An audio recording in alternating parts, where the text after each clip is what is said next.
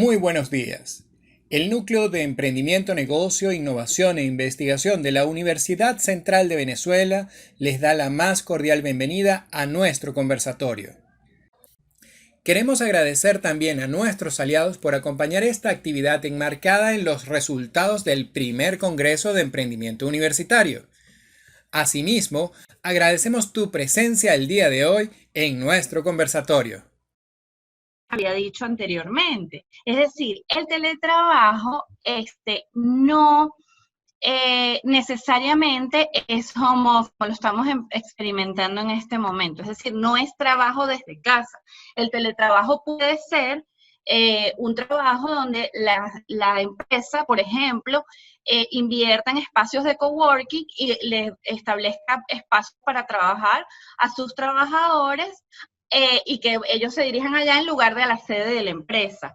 El teletrabajo puede ser estos trabajos, o sea, esto que ahora vemos como un fenómeno extraño, que es personas que deciden vivir una vida nómada, es decir, vivir en distintos países del mundo. Bueno, una persona que decide que va a trabajar desde distintas localidades porque en su proyecto de vida también está viajar y conocer el mundo. Entonces, teletrabajar no necesariamente implica trabajar desde casa. Pero bueno, en este momento esa es la realidad. Ahora bien, yo les voy a, esta charla primero va a hablar de las buenas prácticas a las que nos hace referencia la OIT, porque tal y como les indico en esta lámina, en Venezuela no tenemos una regulación específica en materia de teletrabajo. Contamos solamente con una figura semejante que es el trabajo a domicilio, que está establecido en el título cuarto, que es las modalidades especiales de condiciones de trabajo, en el capítulo 3 de la Ley Orgánica del Trabajo, los trabajadores y las trabajadoras. Entonces, ¿por qué les digo esto? Bueno, porque ciertamente en Venezuela de momento no tenemos una normativa que se adapte totalmente. Entonces, por ello vamos a tomar un poco lo que ha dicho la OIT, que por Venezuela ser miembro de la OIT puede ser directrices que nos sirvan para implementarlas. Y, bueno, tendremos que tomar, como decimos los abogados, mutatis mutandis, es decir, cambiando lo que habría que cambiar del régimen del trabajo a domicilio a aquello que resulte aplicable. Ciertamente, como veremos más adelante, pareciera que hay iniciativas de normar el teletrabajo en Venezuela, pero bueno, eso se los digo más adelante en la presentación. Bueno, ¿qué ha dicho el manual de buenas prácticas de la OIT? Esto es súper importante porque este manual se elaboró, no sé si los que están aquí conocen, pero les doy una breve referencia. La Organización Internacional del Trabajo es una oficina que depende, o sea, es una organización que depende de la Naciones Unidas, de la Organización de Naciones Unidas. Y está conformada, es un órgano que está conformado por representantes de los patrones, representantes de los trabajadores y representantes de los gobiernos, es decir, es un órgano tripartito. Este manual, con lo cual las decisiones que ahí se toman no provienen solo de los gobiernos, sino que también están representados los intereses de los trabajadores y los intereses de los patrones. Este manual fue elaborado a instancia de la delegación de los patronos y es un poco la intención de comprender el fenómeno del teletrabajo y dar unas directrices o unas líneas gruesas de cómo debería entenderse el teletrabajo. Ese manual está disponible en la página de la Organización Internacional del Trabajo, que tiene muchísimo material. Ahí está disponible, es bastante extenso. Yo aquí les traje algo muy resumido, y si están interesados en el tema, lo pueden descargar de ahí y es bastante interesante, habla de muchísimas cosas. ¿Por qué les digo esto? Bueno, porque tengamos en cuenta que esto viene de los empleadores, es decir, o sea, viene a instancia, un estudio que se hizo a instancia de los empleadores. Ok. Lo primero que te dice el manual es que el teletrabajo exige un cambio cultural en los integrantes de la organización. Para lograrlo de forma efectiva es necesario que la organización entienda que teletrabajar no es igual a trabajar en la sede física de la empresa. Y hay que tener en cuenta estas particularidades. Primero, el teletrabajo debe ser voluntario. No puede ser una imposición ni del trabajador al patrono, ni del patrono al trabajador. Ciertamente, esto es una característica súper importante si yo quiero a futuro implementar este teletrabajo. En la situación actual y de conformidad con el decreto de alarma, el teletrabajo debería considerarse, si se dan las circunstancias, debería considerarse de alguna manera obligatorio, porque tal como lo dice el decreto de alarma, todas las personas que puedan teletrabajar y que las condiciones se den para que teletrabajen, deberán hacerlo. Entonces, esta voluntariedad que si bien tiene que verse a largo plazo, en este momento podría ser considerada que está matizada porque tal cual como lo establece el decreto de alarma, en el que se estableció la cuarentena a propósito de la enfermedad del COVID, bueno, evidentemente debe ser realizado si el trabajador tiene las condiciones para hacerlo. Otra de las características que establece el manual de la OIT es que debe ser reversible, es decir, debe darse un espacio para que tanto el trabajador como el patrono revisen la forma de trabajo, que es el teletrabajo, y si no es así, bueno, entonces reconvertirlo a un trabajo presencial nuevamente. Esto es tanto dependiendo de la voluntad del patrono como dependiendo de la voluntad del trabajador, es decir, la reversibilidad es para ambas partes. Yo pienso que esto aplica cuando la relación inició como una relación de trabajo presencial y cambió, o sea, mutó a una relación de trabajo de teletrabajo. No creo que aplique ese criterio si estamos hablando de una empresa que contrata a una persona ab inicio como teletrabajador. Otro tema súper importante y del que hemos escuchado en algunos países es un tema muy relevante, en Venezuela creo que se ha escuchado poco, es que tiene que haber una compensación por los gastos que genera el teletrabajo. Es decir, para un trabajador, trabajar desde su casa genera unos gastos que no generaría si estuviese trabajando en la planta física de la empresa. Entonces, la OIT recomienda que paguen a sus teletrabajadores un importe adicional al salario que compense los gastos para implementar el teletrabajo en los casos que se amerite. Entonces, por ejemplo, si el teletrabajo requiere una conexión a internet de unas características determinadas, bueno, el patrono debería pagar, o la recomendación de los IT es que el patrono pague una cantidad de dinero por eso. Si hay que hacer, o sea, por ejemplo, en nuestro país pareciera que ahorita no es un tema relevante, en países donde los servicios públicos son muy costosos, bueno, el incremento de luz, la electricidad, como consecuencia de trabajar desde casa, debería, o sea, negociarse entre patrón y trabajador para cubrir ese costo. Y así las cosas que se puedan presentar. Por ejemplo, estaba leyendo un artículo en estos días, preparándome para esta presentación, en donde se hablaba que en Holanda, por ejemplo, hay empresas que dan un préstamo a sus trabajadores para que hagan las adecuaciones en su vivienda para tener un sitio para teletrabajar. Entonces, si bien es una reforma inmobiliaria, es decir, una reforma de la vivienda del trabajador, que en fin de cuentas forma parte del patrimonio del trabajador, en todo caso se le da un préstamo para que pueda hacer esas adecuaciones, por poner un ejemplo. El tema de la salud y seguridad laboral. Las normas en materia de seguridad y salud laboral amparan a los trabajadores, aun cuando se encuentran prestando servicios en modalidad de teletrabajo, tanto si lo está haciendo dentro de su casa como si lo está haciendo en una de estas instalaciones que les refería anteriormente. Entonces, es muy importante tener esto en cuenta y hacer las adecuaciones y tomar en cuenta las previsiones y hacer las notificaciones correspondientes y las inspecciones que sean necesarias para establecer para establecer los parámetros de seguridad y salud para que el trabajador pueda prestar el servicio de manera eficiente y de manera segura en su trabajo. Entonces, bueno, evidentemente, de hecho, leí un artículo de Argentina, donde una de las cosas que decían es que pegaban, perdón, que está pasando una moto, pegaban el grito al cielo, que decían, si el trabajador tiene un accidente en la casa, es un accidente de trabajo en una ley que están proponiendo.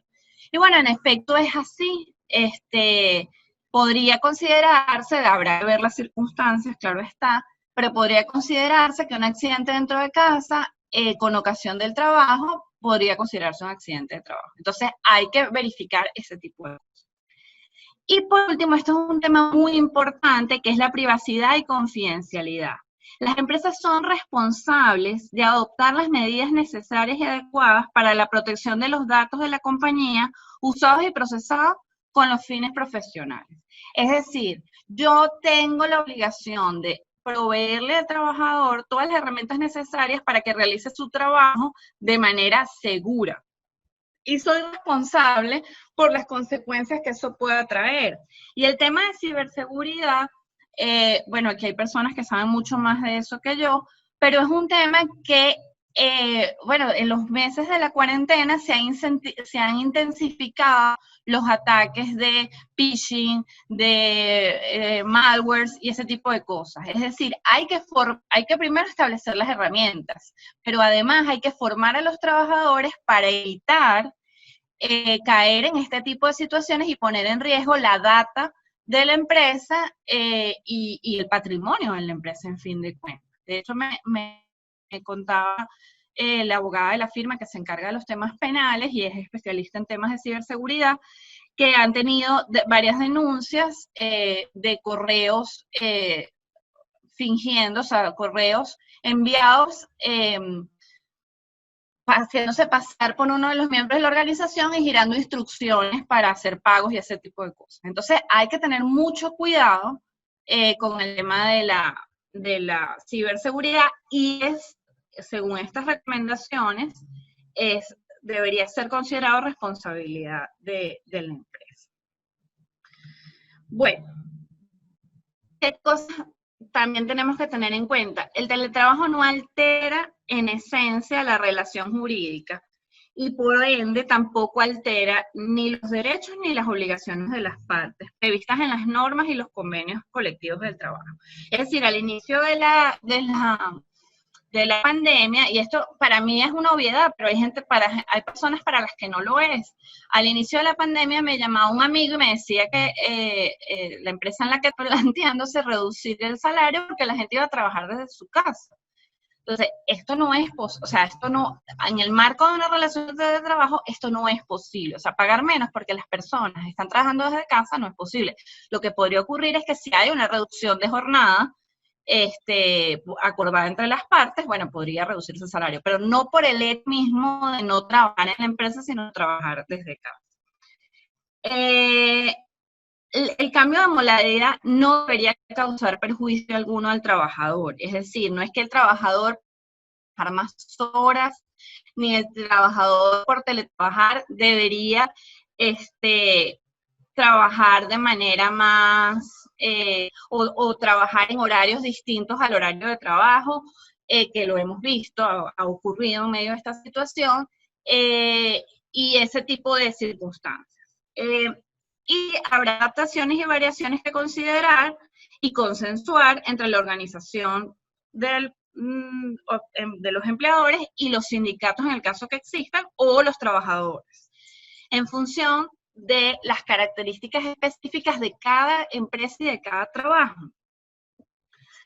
Entonces, bueno, aquí ya esto es una nota para esta situación en particular. Los cambios en las condiciones de trabajo con ocasión de la contingencia de la COVID-19, que ameriten la prestación de servicios desde el domicilio son temporales, se tienen que entender temporales. Sin embargo, se deben hacer ajustes a las políticas de la empresa que hagan referencia a temas de seguridad y salud laboral y privacidad de los datos. Esto es súper importante que lo tengan en cuenta si ustedes están pensando en establecer mecanismos de teletrabajo con trabajadores en el caso de que lo tengan. Ahora bien, ¿qué ocurre en Venezuela? Como les decía al inicio, en Venezuela no tenemos una normativa específica sobre teletrabajo, sino que tenemos un capítulo de la ley que habla del trabajo a domicilio. ¿Por qué yo digo que no es, las normas de trabajo a domicilio no pueden ser consideradas teletrabajo? Bueno, solo aquí me permito traerles la definición. El trabajo a domicilio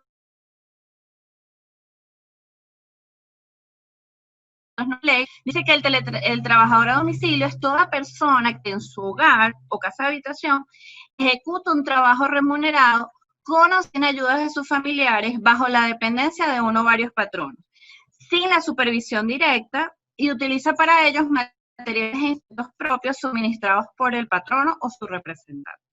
Entonces, bueno, ya nada más con que diga que es una prestación de servicio que viene a raíz de, o sea, que puede ser prestada por el trabajador con o sin ayuda de sus familiares, ya nos hace ver que esto es una realidad de trabajo completamente diferente a la que venimos hablando. De hecho, el trabajador a domicilio, me decía el profesor Humberto Villasmil, fue esencialmente diseñado para trabajos muy característicos, muy manuales. Él me comentaba que era muy típico el trabajo de las costureras, donde asistían a un centro de producción, se les entregaban las piezas ya cortadas y ellas se las llevaban a su casa, las cosían y las devolvían, se sometían a un control de calidad y se les pagaba en función de las piezas que elaboraban en un tiempo determinado. También me contaba el doctor Gabriel Calleja, con uno de mis socios, él decía, bueno, en la industria metalmecánica es muy común y en las construcciones esta gente que realiza piezas para poder elaborar, o sea, para poder reparar la maquinaria. Entonces son torneros y elaboran unas piezas muy específicas y los hacen desde sus casas o desde talleres que ellos establecen para eso. Y es un negocio muy familiar donde no solo trabaja la cabeza de la familia, sino que trabajan otras, como es el caso de las costureras. Entonces, entendiendo eso, podemos ver ya la diferencia. La diferencia es que esto es para un trabajo mucho más manual. Además, fue una norma que se introdujo en la ley para evitar la precarización de una relación de trabajo que era difícil de ver, porque los trabajadores no estaban en la sede de la empresa. Y no había, o sea, como al ser un trabajo muy manual, no había mecanismos para proteger. ¿Con qué nos encontramos ahora? Bueno, que el trabajo, el teletrabajo tiene unas características distintas. Es un trabajo meramente tecnológico, que es intuito persona, es decir, solo lo puede hacer la persona para la que yo contraté. Es decir, si yo tengo un gerente de finanzas, yo no quiero que su hijo venga y me mande los mails o empiece a facturar. O sea, esas cosas no podrían ocurrir. La familia no debería tener acceso a la información confidencial que maneje uno de mis trabajadores. Entonces, aquí ya empezamos a ver las diferencias. Pero además, la normativa es muy proteccionista, está muy orientada a esa visión de un trabajador al que yo no estoy viendo, no estoy supervisando, no tengo mecanismos para ver. Entonces, bueno, cosas que consideramos que sí aplican. El salario debe ser igual al de los trabajadores que prestan servicios en la sede de la empresa. Los trabajadores a domicilio son responsabilidad, o sea, tienen que, aun cuando trabajen desde su casa, tienen que garantizarles condiciones seguras de trabajo, informarle de todos los riesgos existentes. Esto, como veíamos, también es una de las recomendaciones de de la OIT. Entonces, bueno, es importante cumplir con ese paso, es súper importante hacer, y ustedes se preguntarán, bueno, pero ¿cómo hago yo para saber en qué condiciones trabaja mi trabajador y qué riesgos les tengo que notificar? Bueno, de hecho hemos visto experiencias de algunas empresas que han hecho inspecciones a través de videoconferencias, le piden permiso al trabajador y a través de una videoconferencia observan el lugar donde presta servicio, le hacen las notificaciones de riesgo y les hacen algunas recomendaciones como trabajar en un sitio ventilado, verificar que las conexiones eléctricas funcionen correctamente, etcétera, etcétera, etcétera. Esta es una de las disposiciones que a mí me causa ruido y que son de las que yo digo que no deberían aplicar, que es que todo patrono que contrate trabajadores a domicilios debe llevar un registro con información del trabajador, nombre, apellido, salario, relación de pagos, disfrute de vacaciones, servicios que presta. De hecho, el trabajador tiene que tener un carnet también. O sea, yo creo que, insisto, creo que esto está visto más para un trabajo mucho más precario y manual, cuando en una relación de teletrabajo hay muchos otros mecanismos en el que se puede demostrar la vinculación entre el trabajador y el patrono, que un carnet y un registro que se lleve. Entonces, bueno, por eso yo decía que para mí estas normas aplicarán en algunos casos, pero no en todos, hasta tanto tengamos una normativa. Y sobre la normativa, ¿qué es lo que se ha dicho? Hace 15 días, es decir, el 16 de julio, se publicó una noticia, tanto en Venezolana de Televisión como y se hizo repercusión en Aporrea, el Universal, algunos periódicos, en los que se dice que la viceministra para la Educación y el Trabajo, para la Liberación, Diva Guzmán, informó que el ministerio, el MINTRA, trabaja en un proceso de adecuación para establecer nuevas pautas para el teletrabajo. Ella dice, el teletrabajo es una estrategia novedosa que viene a resolver, bueno, hacer la tarea, a resolver la situación actual, pero ella cree que es necesario establecer reglas claras. Después de esta noticia no ha aparecido nada más en prensa. Gracias a uno de mis socios que se encuentra aquí escuchándome, Luis Azuaje, que le tengo que agradecer profundamente, él ha hecho una investigación súper exhaustiva ante el Ministerio del Trabajo y hasta ahora lo que está ocurriendo, o lo que conocemos que está ocurriendo, es que el Ministerio del Trabajo está dando formaciones a los trabajadores para el teletrabajo. Pero no sé cuál es el contenido de esas formaciones, pero tienen más que ver con adaptarse a prestar servicio de manera, o sea, a distancia, en el formato del teletrabajo. Hasta ahora pareciera que no, o al menos no se conoce o no ha sido público el que se estén desarrollando estas normas. No se ha, que conozcamos, no se ha consultado, o sea, no se ha abierto una consulta de las normas, pero bueno, hay que estar atentos porque posiblemente esto nos debería llevar a tener una normativa en teletrabajo. Bueno, ya para culminar, bueno, para que el teletrabajo funcione, debe existir apoyo a nivel directivo de los trabajadores que están realizando el teletrabajo. Es decir, toda la empresa tiene que estar involucrada. Hay que disponer de herramientas y formación adecuada para teletrabajar. Hay que fijar objetivos alcanzables teniendo en cuenta el entorno, las condiciones y el horario en el cual se está disponible, sobre todo teniendo en cuenta el entorno actual. Es decir, en este momento no estamos en circunstancias donde un trabajador pudiera cumplir sus jornadas sin interrupciones. Sabemos que en Venezuela tenemos condiciones muy características, como por ejemplo, que hasta hace muy poco los padres tenían que apoyar a sus hijos para poder sacar adelante sus estudios. Ciertamente eso pues era necesario muchas veces hacerlo en la mañana, lo que podría contemplar parte de la jornada del trabajador. Entonces había que hacer esas adecuaciones o cualquier otra, como por ejemplo, recientemente se estableció una normativa en la que se establecen días para hacer la compra. Entonces, bueno, las personas, el día que le corresponde hacer la compra, no es que yo puedo dejarlo para el fin de semana, sino que tengo que ir a hacer la compra el día que me corresponde. En mi caso es hoy. Entonces, yo hoy debería estar en el mercado haciendo la compra. Entonces, ese tipo de cosas que interfieren en la jornada, hay que buscar la manera de adaptarse a ello.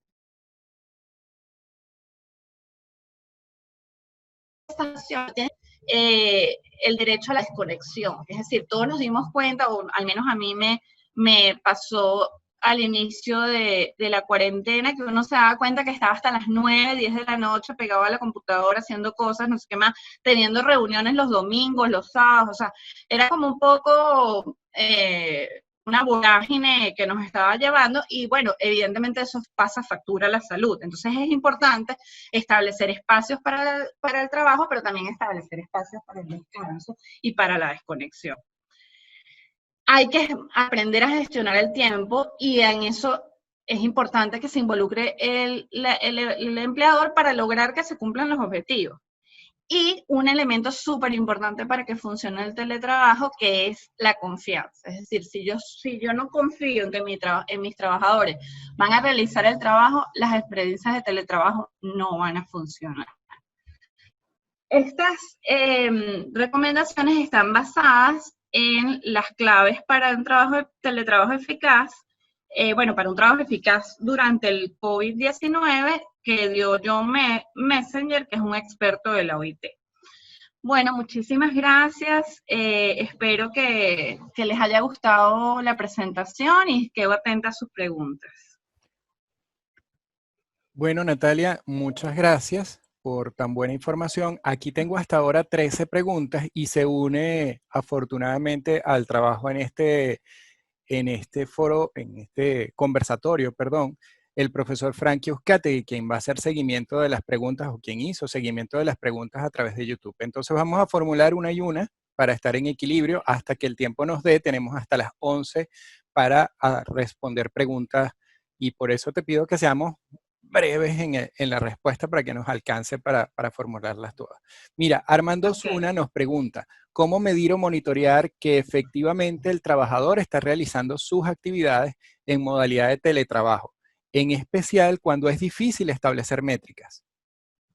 Bueno, aquí es un poco lo que les decía al final. La OIT dice que, y las recomendaciones generales es que hay que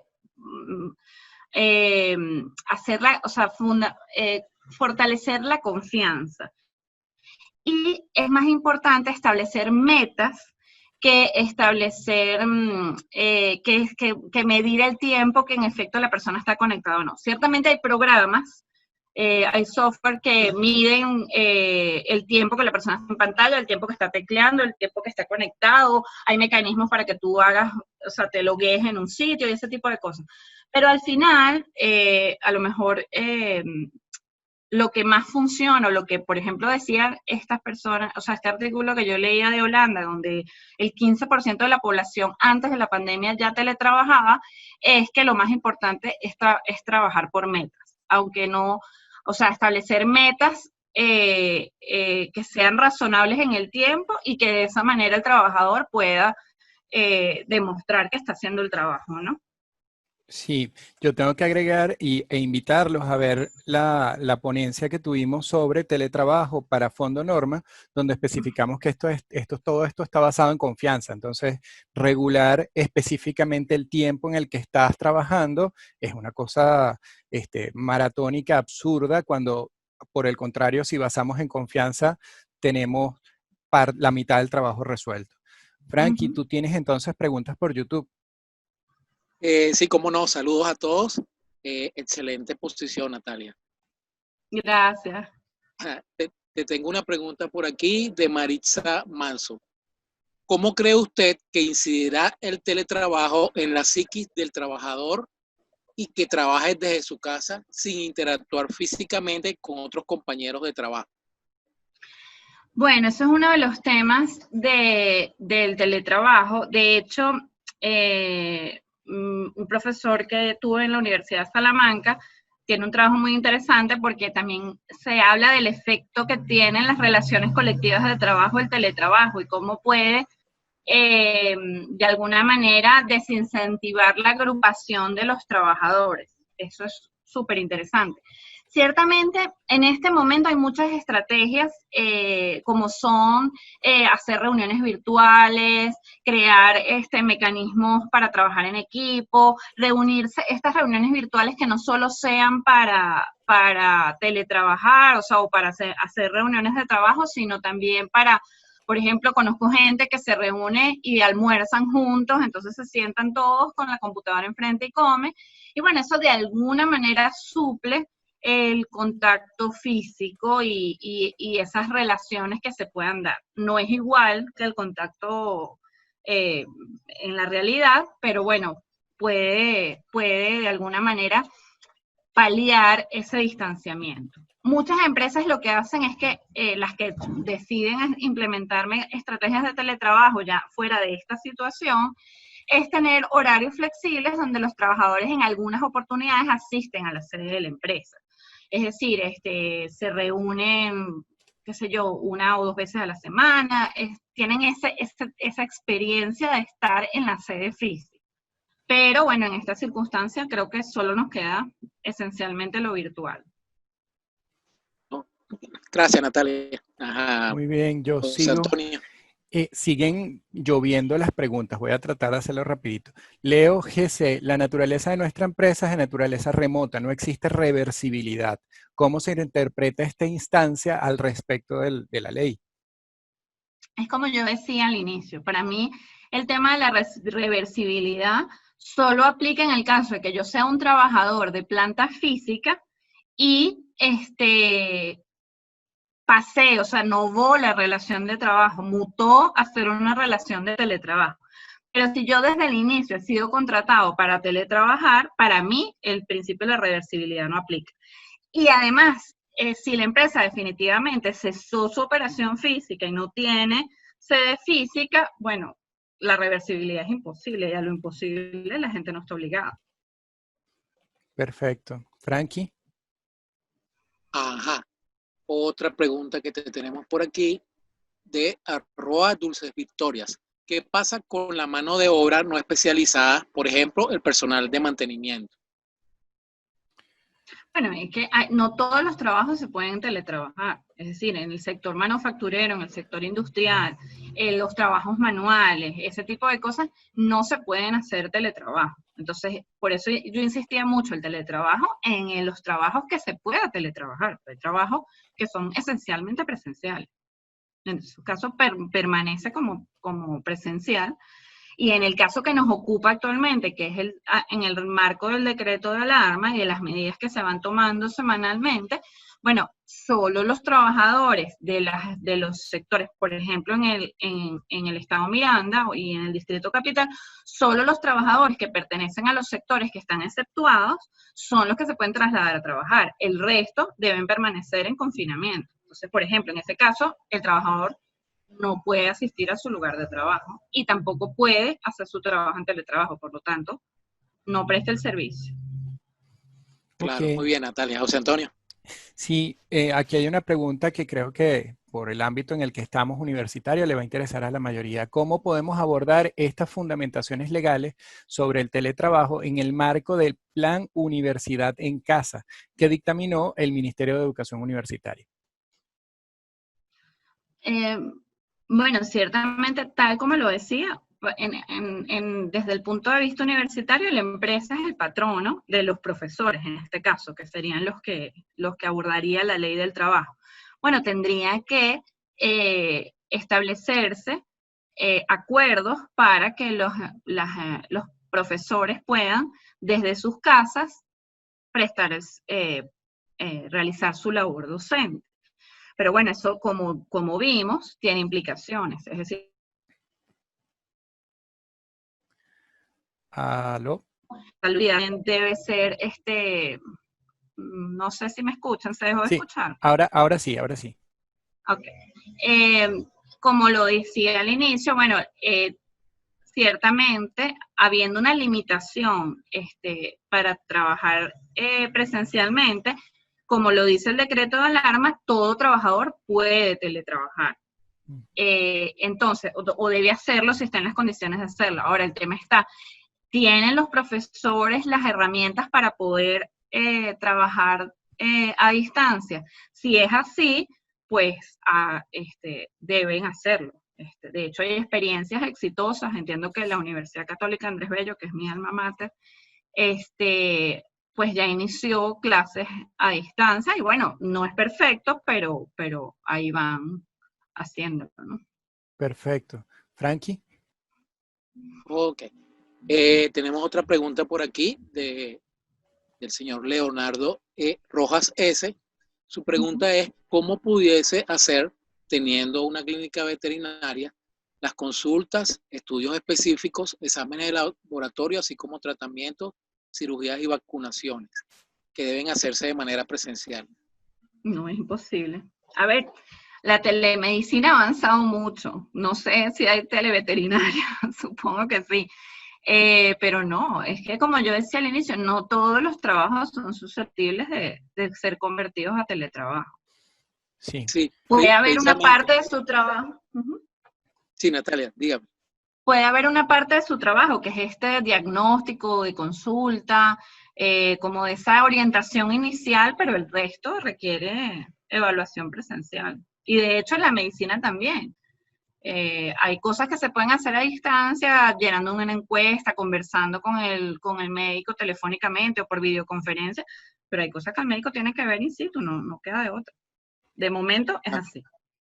Cierto. Quería agregar una observación adicional. Precisamente en nuestra exposición que hicimos en nuestro seminario con la gente de Fondo Norma, que hablábamos del teletrabajo de lo humano a lo divino, puntualizábamos lo importante que era que todas las profesiones comenzaran o se iniciaran ya en el mundo digital, porque si bien estas son reacciones reactivas a partir de la pandemia, esto va a ser una realidad con pandemia o sin pandemia, por tanto todas las profesiones deben ir adaptándose. Por ejemplo, en el caso de los veterinarios, seguramente ya hay muchas herramientas digitales que han surgido y hay que actualizarse. Gracias, Natalia. José Antonio.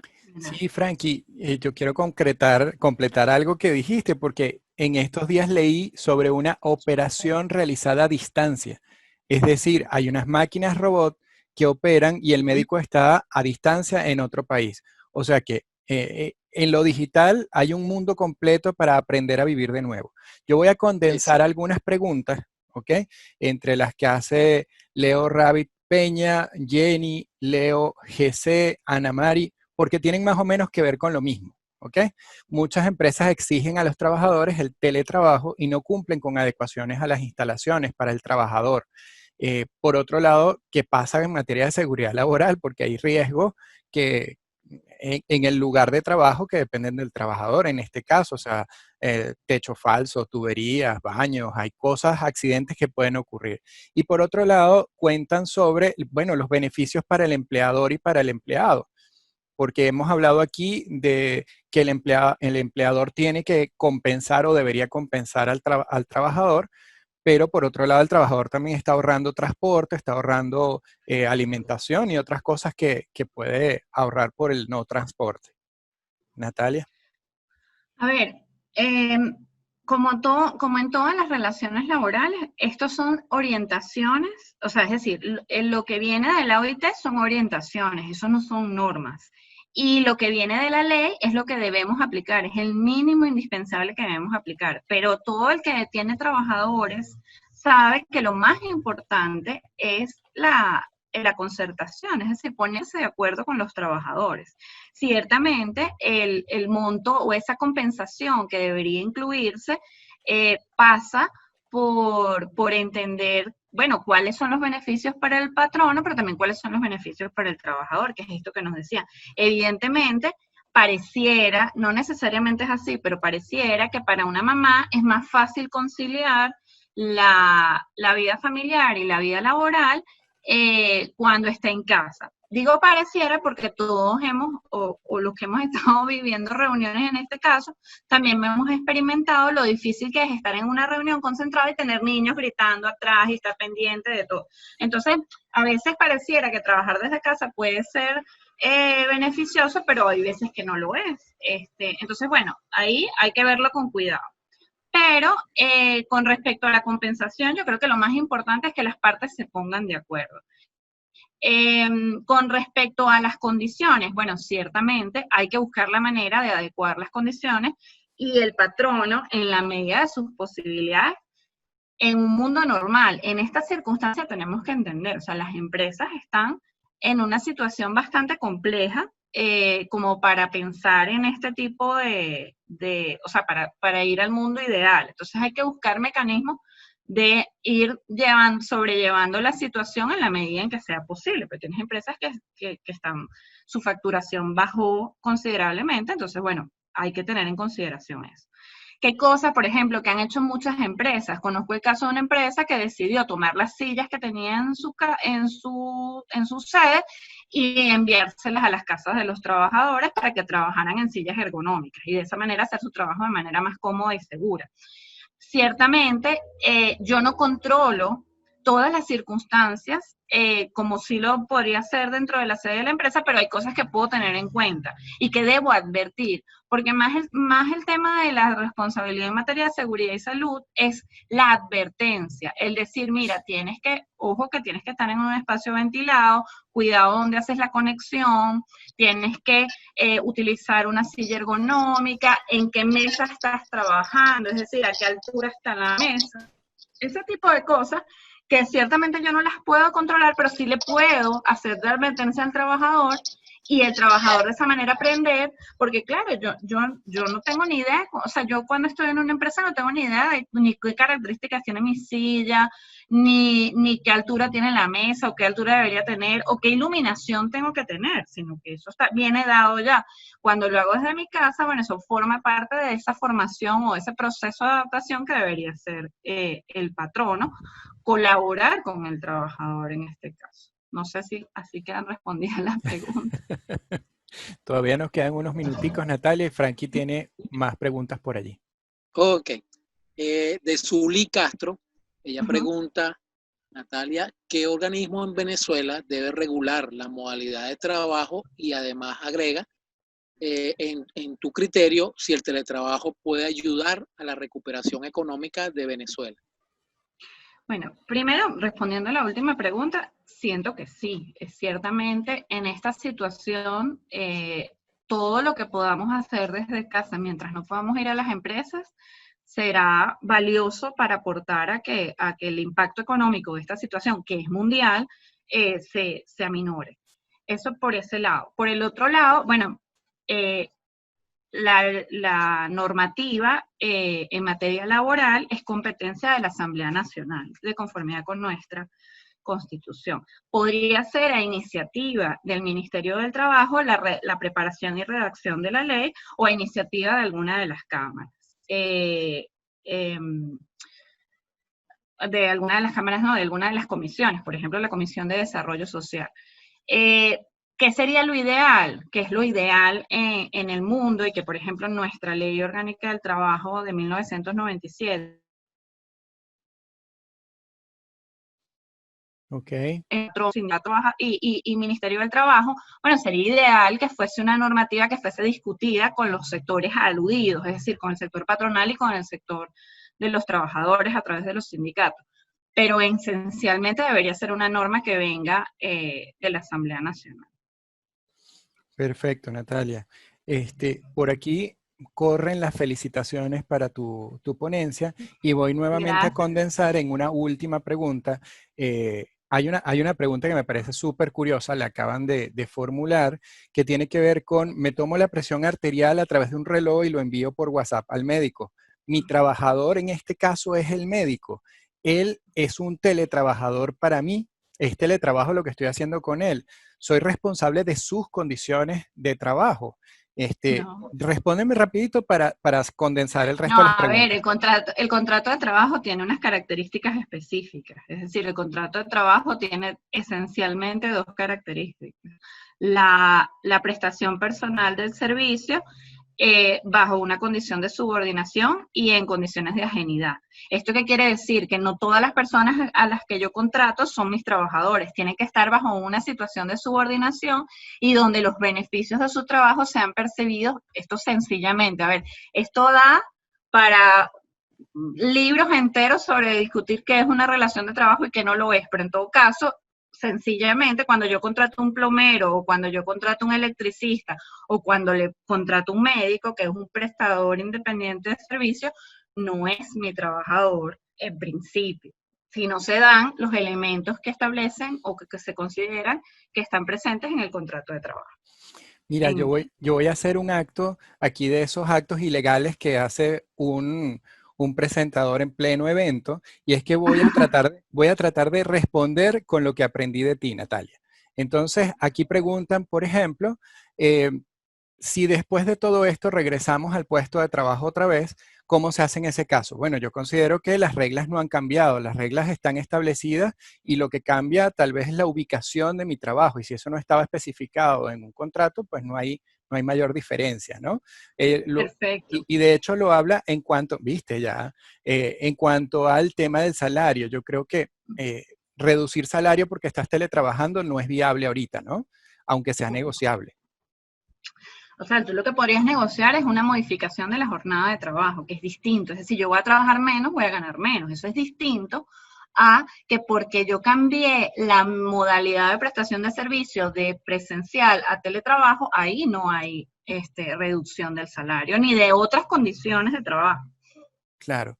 Alguna vez dirigí yo una empresa y aprendí que en las relaciones de trabajo lo que priva es el acuerdo con tu empleado y con tu empleador. Es decir, no puedes ponerte a pelear porque siempre cuando hay pelea alguno de los dos pierde. Entonces, Claro. aquí preguntan, ¿qué acciones puedes tomar con la empresa que no brinda condiciones para el teletrabajo y aún así te lo exige? Es decir, yo le exijo a mi trabajador que vaya al teletrabajo, pero no le brindo condiciones. Creo que eso sale Bueno, de acuerdo. o sea, es decir, si yo no tengo las condiciones para prestar el servicio, no lo puedo prestar. Entonces, lo que hay es que evidenciar cuáles son esas condiciones que se requieren para prestar el servicio desde teletrabajo. Por ejemplo, nosotros en la firma en la que yo soy socia y trabajo, bueno, hubo que, por ejemplo, trasladar equipos a las viviendas de algunos trabajadores para que pudieran desarrollar su trabajo. En algunos casos se buscó la manera precaria, porque la situación no lo permite de otra manera, de proveerles de un van para que se conectaran a internet y ese tipo de cosas. Es decir, por eso digo, en condiciones normales, yo puedo exigir quizás unas condiciones mucho. Aquí, por la situación de Venezuela y por la situación de la pandemia, bueno, hay que ir buscando ese punto medio que permita la prestación del servicio, pero bueno, que entendamos las circunstancias en medio de las que estamos. Claro, como muy bien lo dice Yomara Balsán en el chat de Zoom, dice la situación en pandemia es inédita y bueno, nos tomó a todos por sorpresa. Entonces Es ahorita así. estamos como adecuándonos a la situación. Una última pregunta, ¿qué posibilidad hay de que en Venezuela se legalice el teletrabajo? Bueno, todas. O sea, es decir, el teletrabajo es legal, no es ilegal. Es perfectamente factible prestar servicio en teletrabajo en este momento. Lo que sí es posible, y ojalá ocurra, es que haya una normativa específica para el teletrabajo. ¿Y por qué lo digo? Bueno, para poder tener claras todas estas cosas, tener mucho más claras estas cosas que hemos estado conversando aquí. ¿Qué debe contener esa compensación? Esa compensación, ¿qué características tiene? El tema de la jornada, todo ese tipo de cosas que aquí yo estoy sugiriendo, bueno, mientras tengamos una normativa y que deberíamos acordarlas, muchas de esas reglas las vamos a tener más claras si tenemos una normativa específica. Bien, Pero Natalia. insisto, es legal trabajar, es legal teletrabajar, no es ilegal, es totalmente acorde a la ley, lo único es que no tenemos unas normas específicas. Muy bien, muy bien. Aclarado ese punto, vamos a dar entonces Bueno. inicio.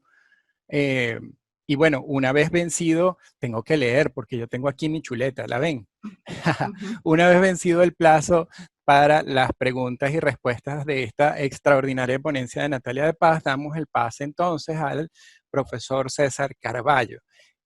Bueno, él es doctor en Derecho y especialista en Derecho del Trabajo, jefe del Departamento de Derecho Social en la Universidad Católica Andrés Bello, es profesor en estudios de posgrado en el IESA, en la Universidad Libre en Bogotá, en la Pontificia Universidad Católica del Perú, en la Universidad Nacional del Litoral de Argentina y en la Pontificia Universidad Católica de Chile.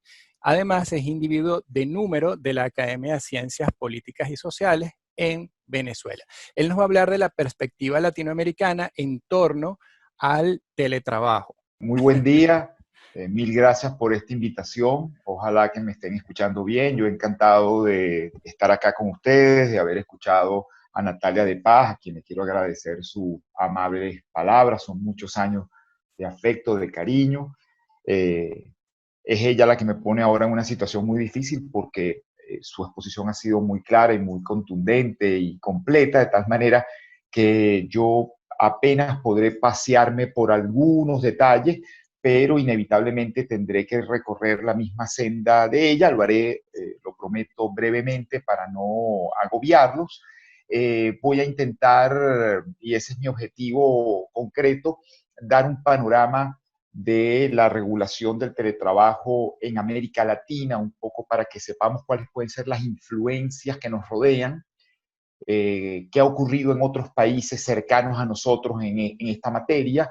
Quiero aclarar que esto está ocurriendo en tiempo real, es decir, hoy mismo se va a aprobar probablemente la ley de teletrabajo en Argentina.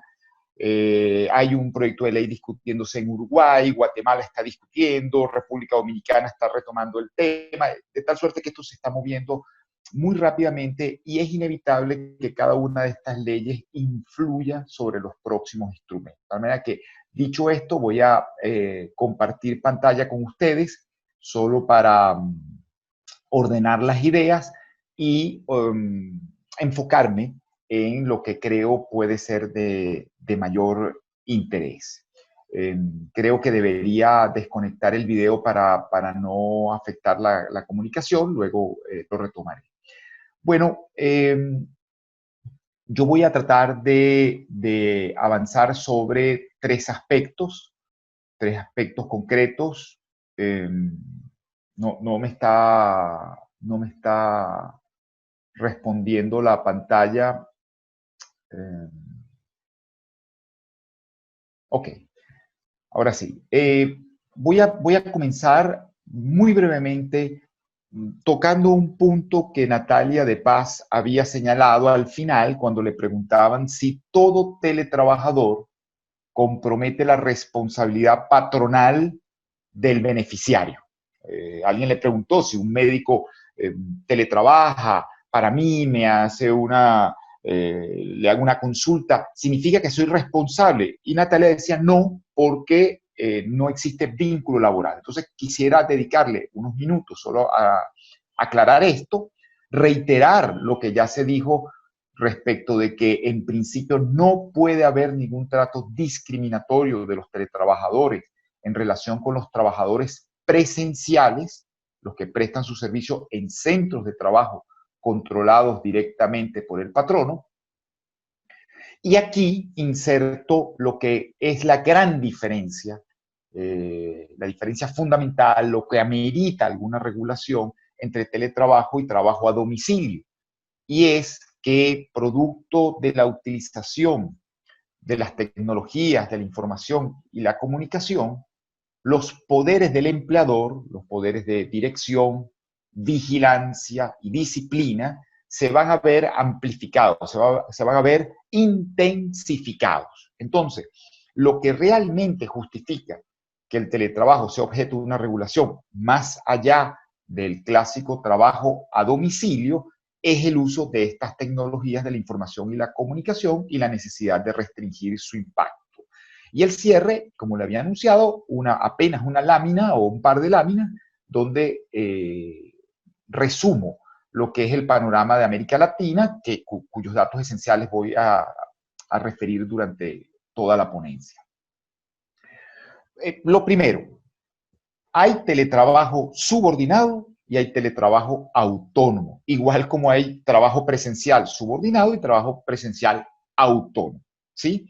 De tal manera que no todo teletrabajo compromete la responsabilidad del beneficiario. Solo cuando el teletrabajador ejecute servicio bajo dependencia o subordinación de otro, es cuando se va a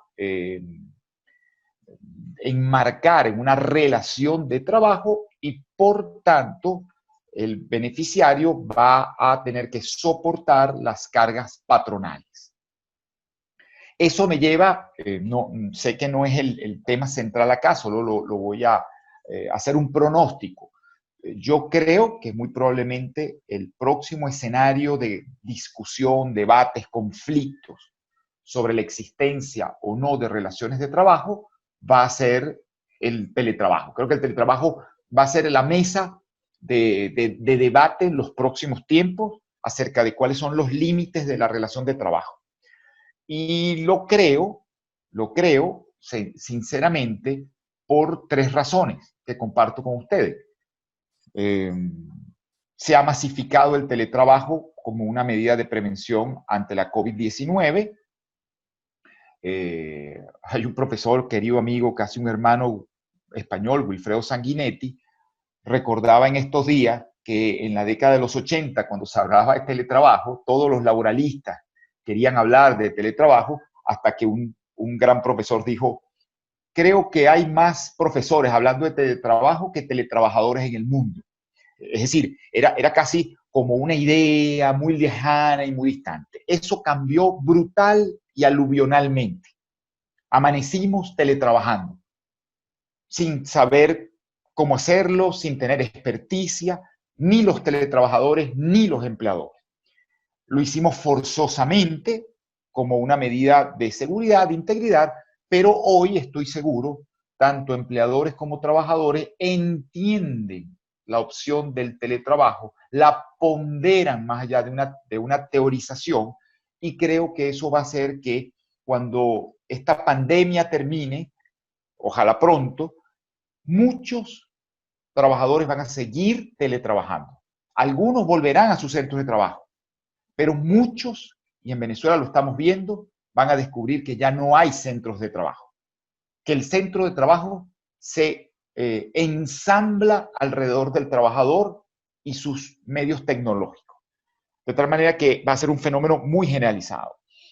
También se habló, y lo reitero, la conveniencia del teletrabajo. Conveniencia para el empleador y conveniencia para el trabajador. Nunca va a ser un paraíso esta opción, pero efectivamente con costos de traslado, costos alimenticios, deberes familiares, para un trabajador puede ser muy adecuado teletrabajar. Sobre todo, pienso en las brechas de género que se han generado. Para muchas mujeres va a ser muy importante poder conciliar los deberes que tradicionalmente se han colocado sobre sus hombros con el trabajo a distancia, y esto le va a permitir, sin duda alguna, una igualación, o por lo menos una opción de trabajar en condiciones idénticas o similares a quienes están en centros de trabajo. De tal manera que creo que por esa razón también se va a expandir. Y finalmente me temo que va a haber mucha discusión porque, y no me detengo en esto demasiado, trabajadores como los que ustedes están viendo en las imágenes, que se pasean por las ciudades frente a los ojos de los inspectores del trabajo, los jueces, que todos conocemos, que tienen uniforme, que tienen marcas atrás, que van por una ruta que se le indican, que cobran lo que otro le dice, que no tienen clientela, etcétera, y todavía estamos discutiendo si esos señores son trabajadores subordinados o no. Entonces, si esa discusión está instalada en este momento a nivel global, con mucha mayor razón, creo, se va a discutir sobre el teletrabajo, porque el teletrabajador es un trabajador invisible, es un trabajador enclaustrado en su hogar o en otro sitio, pero que no es fácil vincularlo con el beneficiario. Es más, el teletrabajador podría no saber a ciencia cierta para quién está trabajando. Puede saber con quién se comunica, quién le dirige las órdenes, pero no sabe quién en definitiva va a integrar o ensamblar su trabajo en una empresa. Por eso creo que aquí, en esta modalidad de teletrabajo, van a intensificarse las opciones de discusión, si existe o no relación de trabajo, si hay trabajo subordinado o autónomo. Esto no se resuelve, quiero aclararlo, desde una perspectiva normativa. Lo que quiero es denunciar el fetichismo normativo. Eso no se resuelve con una norma que diga ¿Los teletrabajadores son subordinados o los teletrabajadores son autónomos? Esto es un problema de hecho, un problema de facto, un problema de realidad. En cada caso habrá que ver en qué condiciones se presta el servicio, dónde se inserta, etc. Van a haber indicios, claro, van a haber indicios de subordinación y de autonomía. Algunos indicios son iguales al trabajo a domicilio. El trabajo a domicilio, decía un querido profesor uruguayo, aparece de nuevo como teletrabajo, pero por supuesto con todo el brillo, con toda el lustre que le da el hecho de utilizar estas nuevas tecnologías. Pero no es más que una suerte de modalidad de trabajo a domicilio. Brasil reformó su ley, la consolidación de las leyes del trabajo, y en esa reforma lo que justamente trató de señalar, y lo hizo en su artículo 6, dijo: el hecho de que se utilicen medios telemáticos o informatizados para ordenar, controlar o supervisar es exactamente lo mismo que ordenar, controlar y supervisar personal y directamente. De tal manera que existe relación de trabajo tanto cuando puede haber un supervisor al lado verificando el servicio, como cuando esa verificación, ese control, esa instrucción se va a generar a distancia a través de estos medios de comunicación e información. Y hay también indicios específicos. Voy a poner el ejemplo de la legislación del Perú del año 2013. La ley 30.036 del Perú sobre teletrabajo dijo: son indicios de que el teletrabajador está subordinado, es decir, que es un trabajador frente a un empleador o patrono, cuando el empleador provee los medios físicos y los métodos informáticos, cuando trabaja bajo dependencia tecnológica, esto es, de quién es la plataforma, quién la organiza, quién la dirige, cuáles son los medios, los mecanismos. Eso va a constituir un indicio muy severo, muy importante, muy revelador de que hay relación de trabajo. Y finalmente, quién apropia los resultados de ese trabajo. De tal manera que en esta ley del Perú, lo que se está apuntando es algunos hitos, algunas señales que pueden conducirnos a concluir si estamos en presencia de una relación de trabajo o no. Entonces, con esto concluyo el primer punto, paso al segundo, muy brevemente. El teletrabajador tiene, al igual que el trabajador a domicilio, riesgos de ser discriminado. ¿Discriminado frente a quién? Frente al trabajador presencial. Por eso es que, y esto lo anoto, todas las legislaciones, absolutamente todas las legislaciones en América Latina y en Europa comienzan señalando que no puede haber discriminación entre el teletrabajador y el trabajo presencial. ¿En qué materias? Bueno, hay algunas materias particularmente sensibles. La OIT, que se explicó con mucha claridad en la exposición anterior, adoptó el convenio 177 sobre trabajo a domicilio, y allí apunta, y esto es absolutamente aplicable al teletrabajo, que hay ciertos temas particularmente sensibles en materia de discriminación. Por ejemplo, seguridad y salud. Es decir, garantizar la integridad del teletrabajador a pesar de que presta servicio a distancia fuera de los centros de trabajo. La remuneración. El solo hecho de teletrabajar no debe verificar o no debe suponer que la remuneración es menor. La remuneración en principio debe ser medida igual que los trabajadores presenciales, es decir, con base en los resultados, con base en el tiempo de disposición, sin que el teletrabajo pueda mermar. Tercer lugar, hay riesgo de capacitación.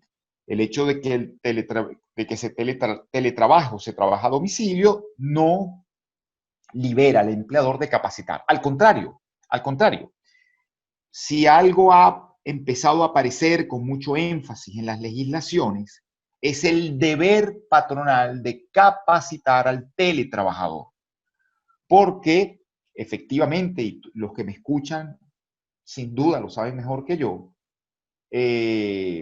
las tecnologías de la información y la comunicación van desarrollándose, van evolucionando a una velocidad realmente pasmosa,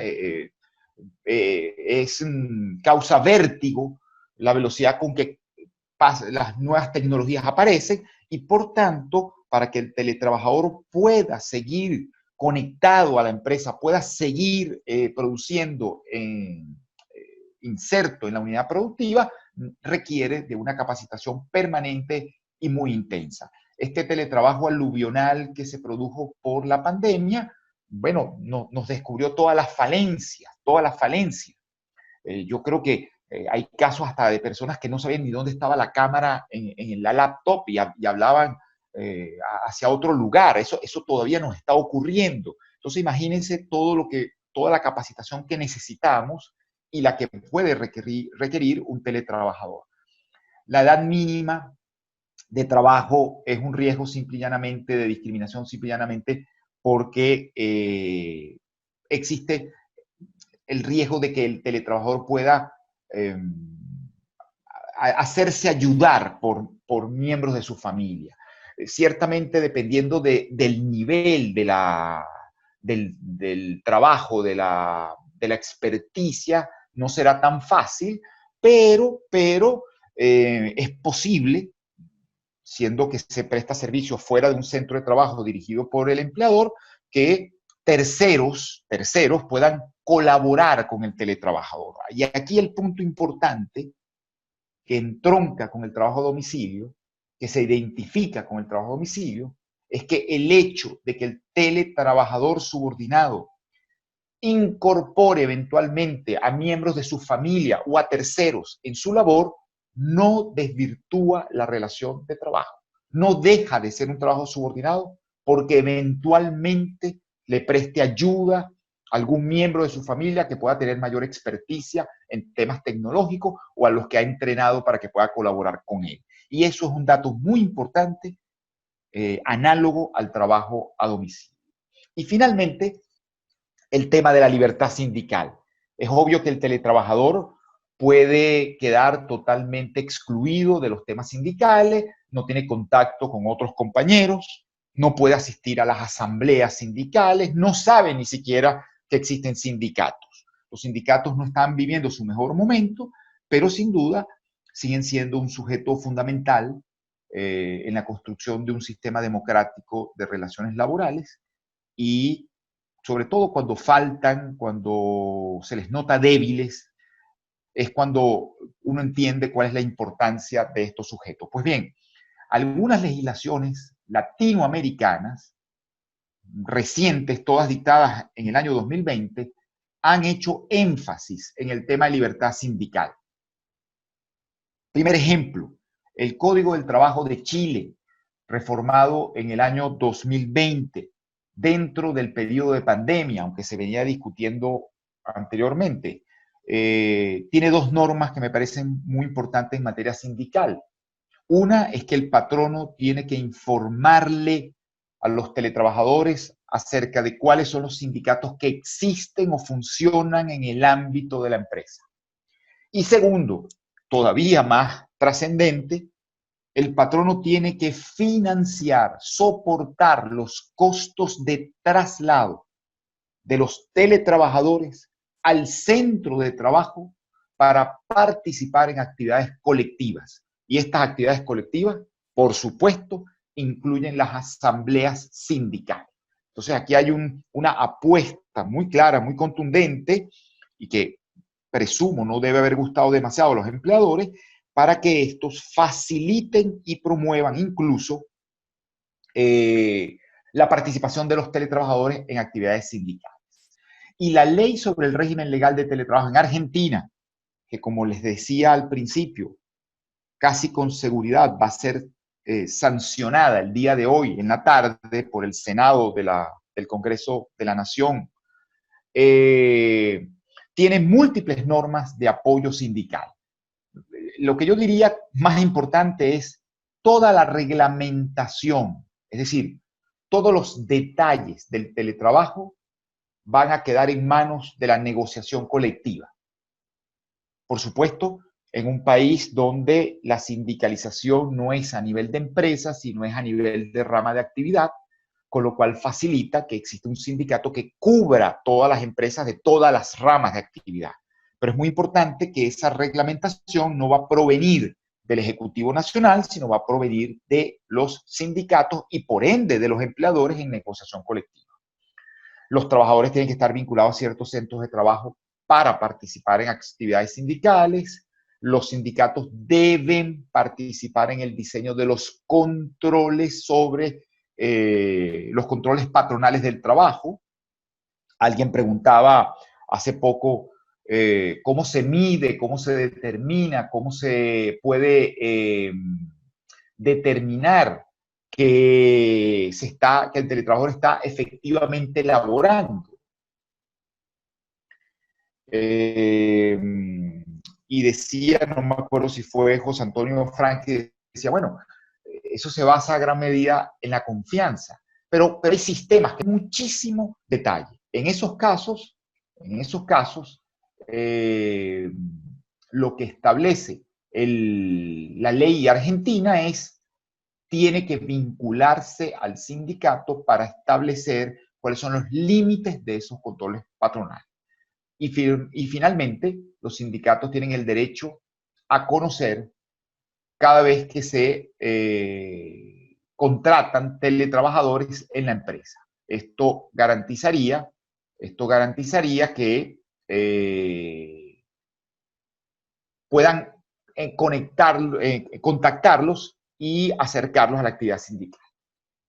Paso de inmediato al tercer punto, que es realmente lo que justifica, como dije, una legislación, una normativa, una regulación sobre el teletrabajo a diferencia del trabajo a domicilio. Y es el hecho de que el uso de tecnologías de la información y la comunicación va necesariamente e inevitablemente a amplificar los poderes patronales de dirección, vigilancia y disciplina. Entonces, en este sentido, lo que se ha venido estableciendo en todas las legislaciones recientes, incluso en las legislaciones hasta la más antigua en América Latina, que es la legislación colombiana del 2008, es el derecho al descanso y recientemente, ya estamos hablando de legislaciones del año 2020, se está hablando del derecho a la desconexión, que es un tema que se ha discutido básicamente en Europa, producto de la negociación colectiva y que luego se ha insertado en las legislaciones. Entonces, las nuevas legislaciones latinoamericanas no solamente tienden a garantizar el descanso, sino que establecen el derecho a la desconexión. Y aquí quiero decir algo, un apuntamiento. ¿Qué es el derecho a desconexión? Bueno, depende de cómo se entienda. Si se entiende desde una perspectiva estricta o literal, es el derecho del teletrabajador a desconectarse de las plataformas, de los medios tecnológicos en los tiempos donde tiene derecho a descansar. Es decir, si mi jornada concluye a las 6 de la tarde, yo a las 6 de la tarde me puedo olvidar, desconectar, desaparecer, afantasmarme del mundo tecnológico para poder sumergirme en el descanso. Eso es lo que quiere decir en su sentido más clásico o abstencionista el derecho a la desconexión. Con lo cual es simple y llanamente aplicar al mundo tecnológico lo que ocurre en el mundo material o en el mundo presencial. ¿En qué sentido? En el sentido de que un trabajador, cuando termina la jornada de trabajo, tiene todo el derecho de abandonar su puesto de trabajo. Cuando toca el tiempo de almuerzo, tiene todo el derecho de abandonar su puesto de trabajo e incluso el centro de trabajo. El patrono debe abstenerse de dirigirle órdenes o instrucciones al trabajador en su tiempo de descanso. Y si el patrono a pesar de ello le dirige órdenes o instrucciones, el trabajador tiene el derecho de obviarlas, salvo casos excepcionales, muy excepcionales, tiene derecho de obviarlas sin ningún tipo de sanción. Con lo cual, no habría ninguna diferencia entre lo que acabo de narrar y el derecho a la desconexión. Pero hay otra interpretación mucho más compleja, mucho más rica, mucho más interesante, que es una perspectiva organizativa. Es decir, si el teletrabajador ensambla el centro de trabajo en torno suyo mediante tecnologías de la información y la comunicación, él tiene un amplio derecho a organizar su trabajo libremente, en tanto no afecte el normal funcionamiento de la empresa. Entonces, lo interesante aquí es pensar que la desconexión no es solo los tiempos de descanso convenidos, sino será en todas aquellas oportunidades en que, por virtud de las obligaciones personales y familiares, el teletrabajador tiene que hacer un alto para atender dichas obligaciones y luego retomar su trabajo. Por supuesto, esto es una faz mucho más interesante que ya ha aparecido. Y aquí llamo la atención. El Código del Trabajo de Chile habla de derecho a la desconexión. El Código de Trabajo de Ecuador, que fue reformado por la Ley Orgánica de Apoyo Humanitario, también en 2020, habla de derecho a la desconexión. El proyecto de ley argentino también refiere a desconexión, y el proyecto de ley del Uruguay también. Inclusive, como vale la pena verificar, en el caso de Argentina, en el artículo 6, se toma en cuenta los casos en que el teletrabajador tenga cargas familiares, menores de 13 años, adultos mayores, personas con discapacidad. En esos casos la ley es radical y dice: el teletrabajador tendrá derecho a organizar su tiempo de trabajo. De tal manera que estaría asumiendo en ese ejemplo la desconexión en un sentido amplio, o de faz organizativa, o de derecho a organizar el tiempo de trabajo. Un segundo elemento importante en la limitación de los poderes del empleador tiene que ver con los deberes de instrucción que se le asignan, y que también es un lugar común en la legislación latinoamericana.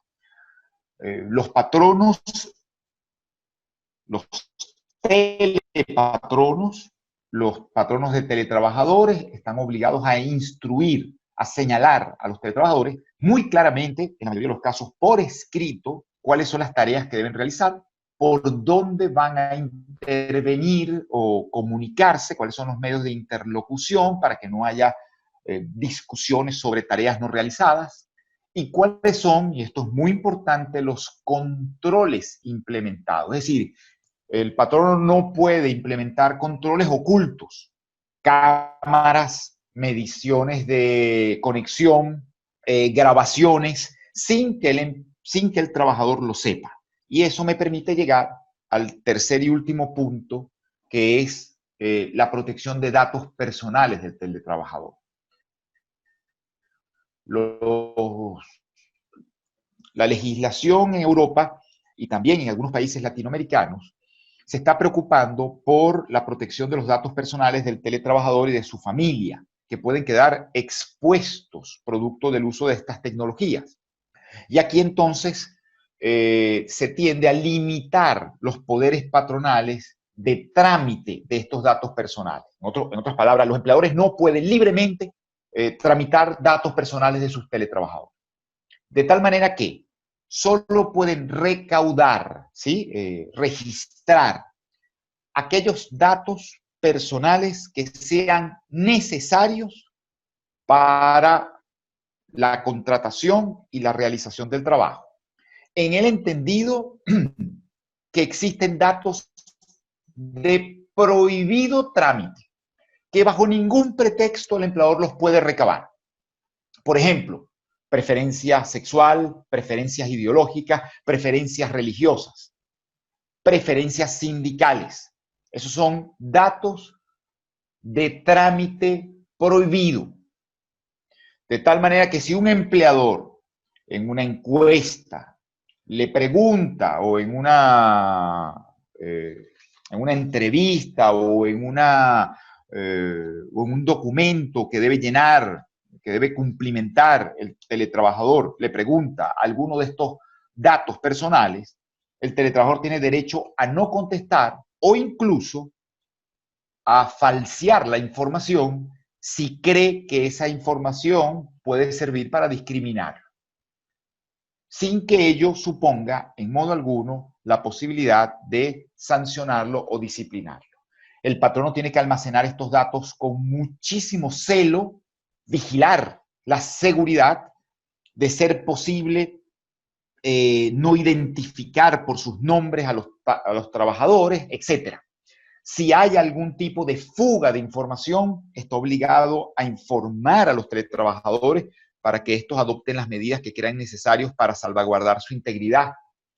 Esos datos solo deben ser procesados y transmitidos cuando sea estrictamente necesario. El teletrabajador, desde su lado, tiene derecho a ser informado de cuáles son esos datos, tiene derecho a que sean rectificados si detecta errores, tiene derecho a que sean eliminados si son falsos, si son extemporáneos o si le causan algún tipo de lesión, y eventualmente podría bloquear, en un caso particular y muy especial, su transmisión si cree que puede eso ser producto o puede ser, perdón, causa o fundamento de alguna discriminación. Allí está entonces este control de datos personales.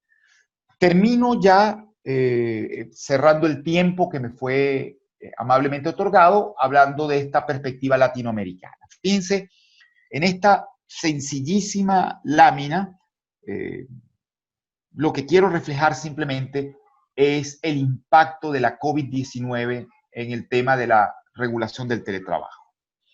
Yo contaba hace poco en una charla que yo escribí sobre el teletrabajo en el año 2001. 2001. Y yo me sentía que estaba hablando sobre un tema absolutamente etéreo, de un cientificismo inalcanzable, de una abstracción. Tanto es así que la primera ley de teletrabajo en América Latina se produce en el año 2008, que fue en Colombia. Y luego México, en el año 2012, reforma su ley federal del trabajo para incluir el teletrabajo en el trabajo a domicilio. Perú dicta una ley especial el año siguiente. En el medio hay algunas normas sublegales. En Argentina, sobre todo en materia de salud ocupacional. Brasil reforma, como les dije antes, su consolidación de las leyes del trabajo en el 2017 para incluir también el teletrabajo y el trabajo a domicilio y el trabajo a distancia. Costa Rica, en el límite de la pandemia, dicta una ley de teletrabajo, y luego fíjense cómo en el 2020, apenas en un semestre, se dictan 4 leyes. Reforma del Código de Trabajo en Ecuador, reforma del Código de Trabajo en Chile, ley de teletrabajo en El Salvador, ley de teletrabajo en Panamá, hoy ley de teletrabajo en Argentina, que obra como reforma de la ley de contrato de trabajo. Probablemente Uruguay lo haga un poco más tarde. Y por supuesto, todas las leyes extraordinarias o normativas extraordinarias producto de la pandemia que se han dictado en todos nuestros países, que no las incluí aquí porque no son efectivamente una legislación de teletrabajo, son una legislación extraordinaria y transitoria de regulación de la domiciliación del trabajo, que puede utilizar medios tecnológicos, pero que está llamado, en principio, a, digamos, cesar tan pronto la pandemia lo permita. Cierro con una valoración general de todas las legislaciones latinoamericanas, es decir, ¿qué tienen en común y en qué se diferencian todas estas legislaciones que acabo de mostrar en esta lámina. Bueno, como decía Natalia muy bien, todas las legislaciones enfatizan que el teletrabajo es voluntario. Por lo tanto, este teletrabajo o esta domiciliación del trabajo durante la pandemia debería automáticamente revertirse una vez superada la pandemia, salvo que la crisis económica haya conducido a los cierres de centros de trabajo.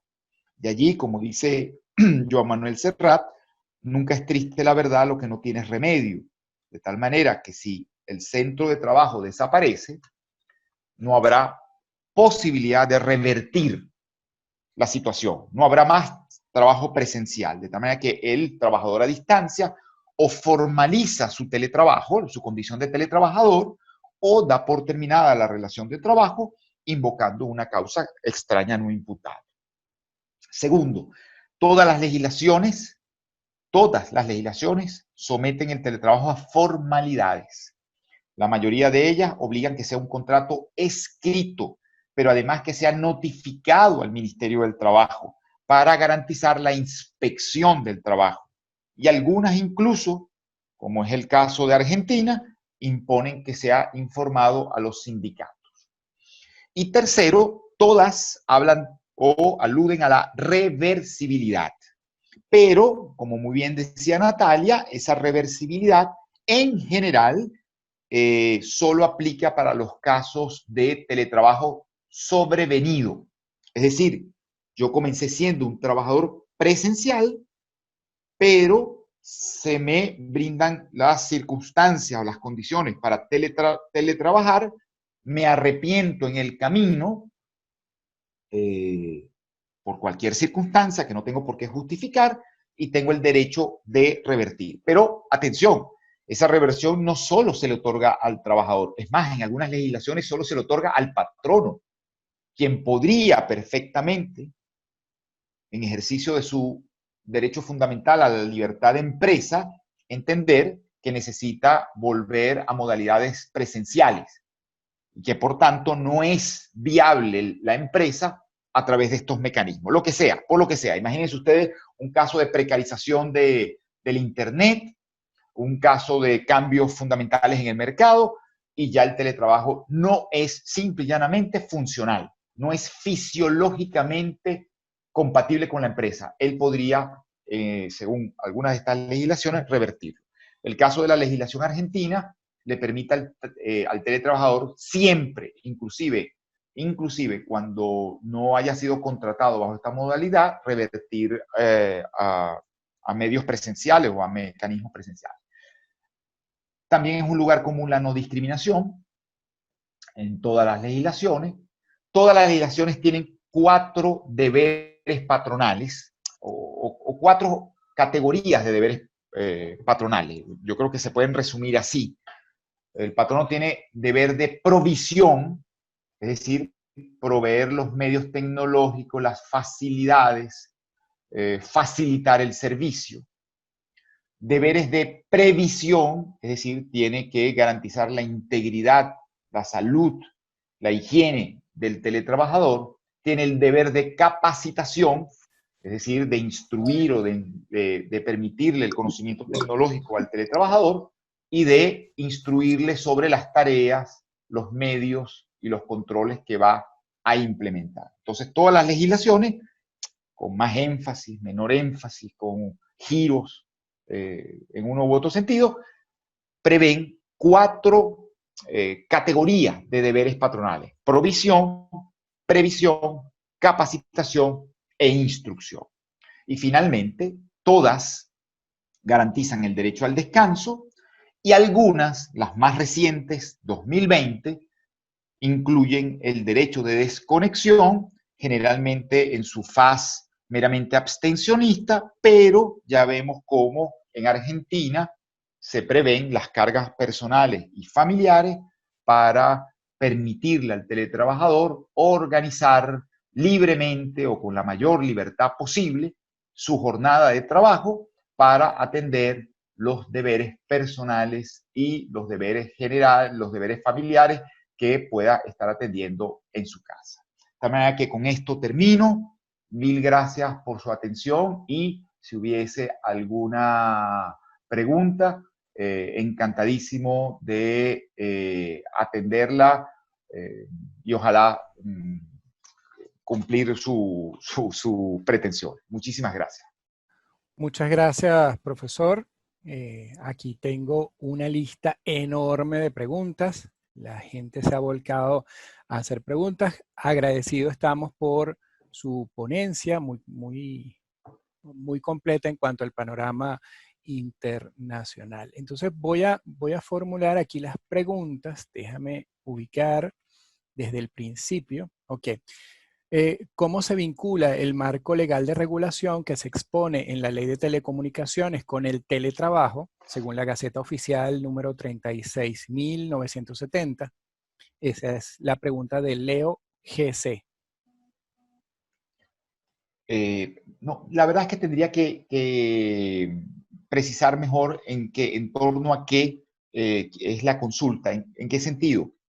En el sentido de que el teletrabajo, por definición, como ha quedado señalado, supone la utilización de medios de comunicación e información. Si es en términos de relación de trabajo, lo fundamental, lo esencial, es el cumplimiento de estos deberes generales que acabo de señalar. Provisión de los medios tecnológicos y de las facilidades de ejecución, en los términos que se pacten, toda vez que no existe una regulación todavía en Venezuela que lo determine expresamente, o en los términos en que se pueda negociar colectivamente en los lugares donde todavía exista sindicato y puedan practicar la negociación. En todo caso, quien hace la pregunta, si pudiera luego por el chat precisarme mejor cuál sería el sentido, con muchísimo gusto luego lo retomo e intento aclarar esta respuesta. Genial. El abogado Daniel Martínez pregunta cómo puede el Estado vigilar que no se esté empleando el teletrabajo a menores de edad y su explotación. Esto está ocurriendo en la actualidad y es la responsabilidad del empleador. Toda la razón, ese es el gran reto del teletrabajo y del trabajo a domicilio. El hecho de que no hay un centro de trabajo al cual se tenga un acceso libre, porque suele ser el domicilio del trabajador y por lo tanto está amparado por su derecho a la intimidad y a la privacidad. Por eso es que todos los sistemas lo que tienden es a notificar a la inspección del trabajo, intentar en la medida de lo posible que la inspección del trabajo pueda, con el permiso del teletrabajador, ingresar al lugar de prestación del servicio. Si esto no es posible, entonces hacer inspecciones remotas, pero el control sobre la inclusión de menores de edad es muy complicado. Solamente podría hacerse un registro para saber qué teletrabajadores tienen hijos en qué edades o familiares en qué edades, para sobre eso volcarse con mayor cuidado, obligar al empleador a políticas de prevención, etcétera, pero no mucho más allá. Ese es el gran reto que se da en todo este trabajo lejos en centros de trabajo remotos o domiciliados.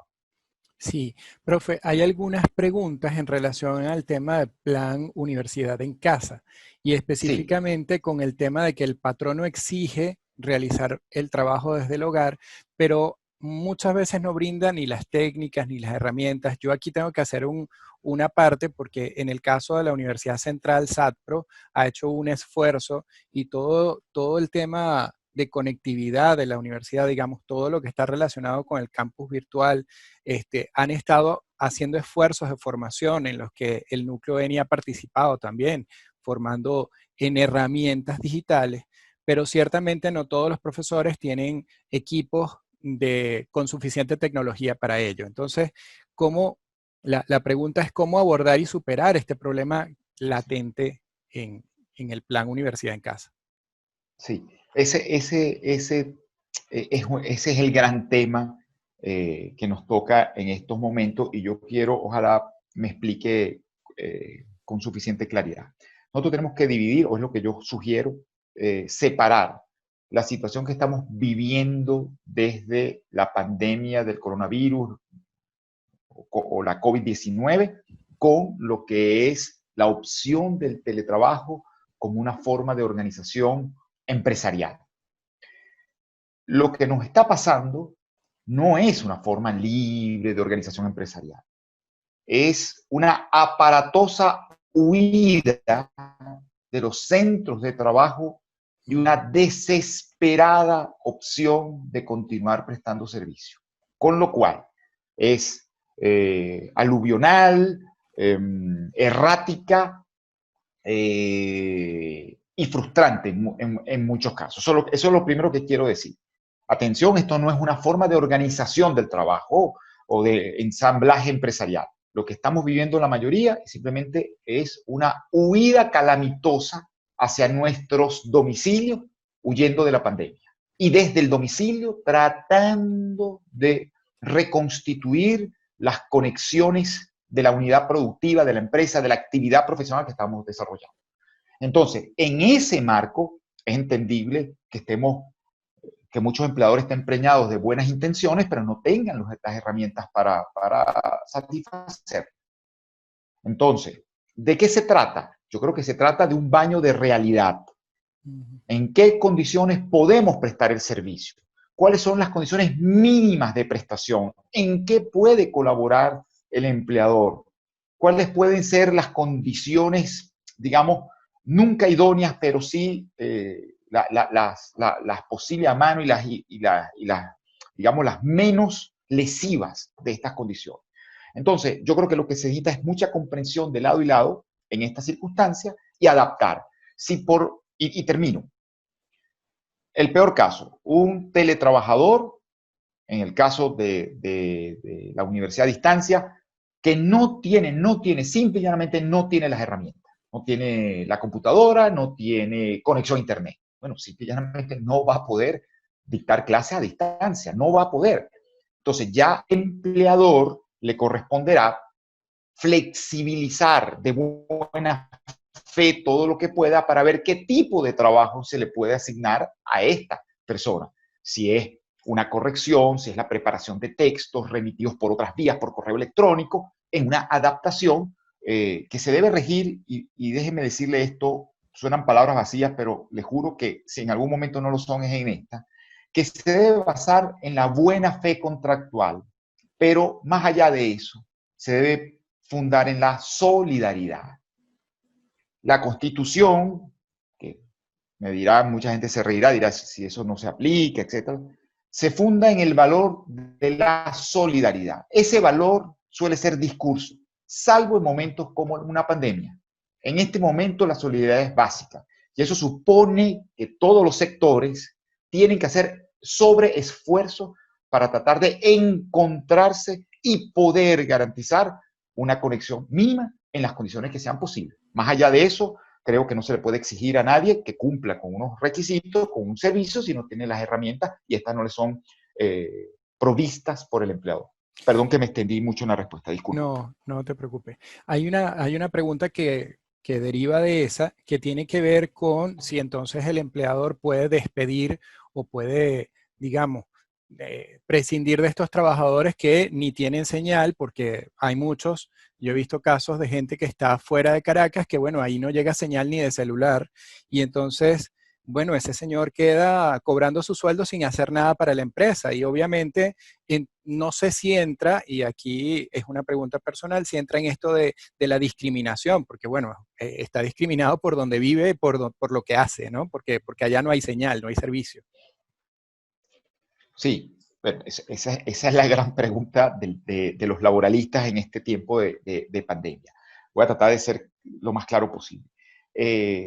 Uno, ¿puede despedirlo? La respuesta es no, porque hay una inamovilidad extendida que prohíbe el despido de trabajadores. Punto. Entonces, despedido no puede. Pero afronto un segundo riesgo, que el empleador entienda que mi relación laboral está suspendida. Si está suspendida, se mantiene la relación laboral, se mantiene la antigüedad, pero el empleador puede dejar de pagar los salarios. Ese es el riesgo y es la situación que se está viviendo en muchos casos en Venezuela. Esa situación no ha sido aclarada ni por las leyes que se han dictado, las normas de rango legal producto de esta situación extraordinaria, ni por resoluciones, ni por pronunciamiento. Esto es un silencio absoluto que nos ha llevado a revisar las normas generales, y las normas generales lo que dicen con toda claridad es que en un supuesto de fuerza mayor como este, se produce la suspensión de la relación laboral. Allí es donde entra con todo valor la solidaridad. Un empleador ciertamente podría asumir que está suspendida la relación laboral aplicando las normas legales y ante el silencio de cualquier norma estatal. Pero creo que el valor de la solidaridad en una situación de esta llevaría a buscar otras opciones. Anticipar, prestar, seguir pagando mientras sea posible, atribuir trabajos de otra naturaleza, etc. Caso extremo, y termino, si hay una persona que ha quedado totalmente desconectada por circunstancias que le son ajenas, no va a ser posible mantener la relación de trabajo. No es posible. Entonces, esta relación laboral va a tender a quedar en suspenso y ya queda del lado del empleador las facilidades que quiera otorgarle, que ojalá la haga, de prestaciones dinerarias. Allí se activó, producto de la seguridad social, que es un decir, de la asistencia social, todos estos pagos misionales que ha venido dando el Ejecutivo Nacional, muy poco claro en el sentido de que no se sabe quién lo recibe y cómo y por qué, pero todos estos bonos, quédate en casa, etcétera, lo que buscan es sustituir esos salarios para que los trabajadores puedan, en estas condiciones, seguir, digamos, satisfaciendo sus necesidades básicas. Y eso es lo que ha ocurrido en otros países. Hay unos subsidios extraordinarios de la seguridad social para poder suplir los salarios en estos casos dramáticos como el que se acaba de preguntar. Sí, profe, ahí voy a tratar de condensar una pregunta que tiene que ver con ergonomía.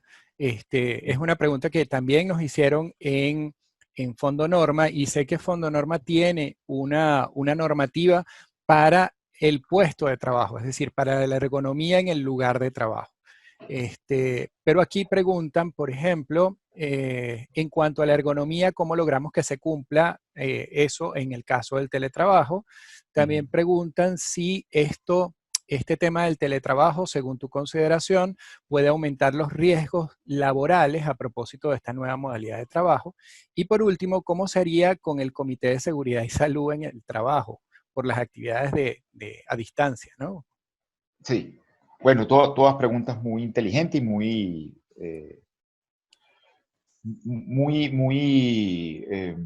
pertinentes, ¿no? A ver, lo primero, el deber patronal de garantizar la integridad del trabajador se extiende, no importa la modalidad, tanto en el trabajo a domicilio como en el teletrabajo. Eso está claro. Lo que se afrontan son dificultades de garantizar esa seguridad producto de la domiciliación del trabajo o el distanciamiento del trabajo. La inspección del trabajo no puede entrar, el patrono no tiene control permanente de la ejecución o puede no tenerlo, etc. Entonces, ¿cómo se ha resuelto? ¿O cómo tiende a resolverse la legislación comparada? Bueno, lo primero es, si la inspección del trabajo puede presentarse en el lugar de prestación del servicio, sea o no el domicilio, lo hace. Caso Perú, que lo prevé. La inspección del trabajo intenta asistir al domicilio o al lugar de prestación de servicio, con la venia, con el permiso del teletrabajador, para verificar las condiciones y algo muy importante que se nos olvida en Venezuela, no para sancionar, para educar, para asesorar. La función de asesoría es fundamental, más que la de represión en estos casos. ¿Y en qué asesora? El mejor lugar, las mejores condiciones, etcétera. La evaluación del lugar, del puesto de trabajo. ¿Qué pasa si eso no es posible? Se puede hacer a distancia. Es decir, el teletrabajador puede prender su pantalla y mostrarle al patrono las condiciones. Es más, en España, producto de esta huida, de esta domiciliación, se llevó a cabo una especie de autoevaluación. Los teletrabajadores se autoevaluaron en un formato con todos los elementos, cada teletrabajador se autoevalúa su centro de trabajo, es decir, su lugar de trabajo. Y de allí, y esto es muy importante, puede ser que yo no tenga las mejores condiciones, pero es que eso va a ir de la mano del control de la fuente de riesgo.